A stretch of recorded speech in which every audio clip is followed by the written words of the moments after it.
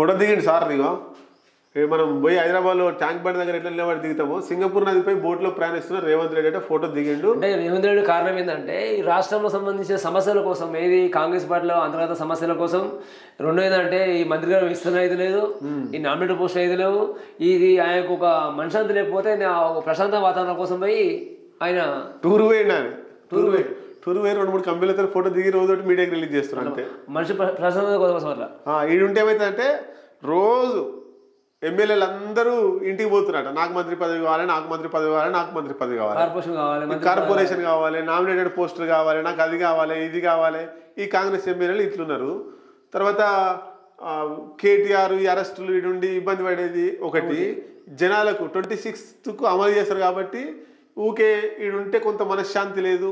మనశ్శాంతి కోసం ఆయన సింగపూర్ టూర్ వేయండు. మనశ్శాంతి లేదు. రెండో ఏంటంటే అధిష్టానం ఇట్లా కేంద్ర అధిష్టానం సంబంధించి ఇట్లా ఈ మంత్రి పదవి డిక్లేర్ చేస్తలేదు, శాఖలన్నీ ఖాళీ ఉంటున్నాయి చేస్తాడు. మళ్ళీ మన ఢిల్లీకి పోతే రాహుల్ గాంధీ కూడా టైం ఇవ్వలేదు మన ముఖ్యమంత్రికి.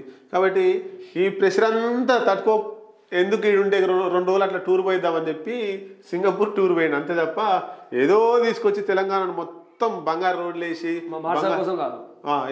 పెద్ద ఏముండదు, ఒరిగేది కూడా ఏముండదు. సింగపూర్ టూర్ తోటి రేవంత్ రెడ్డి తోటి ఒరిగేది కూడా ఏం లేదు.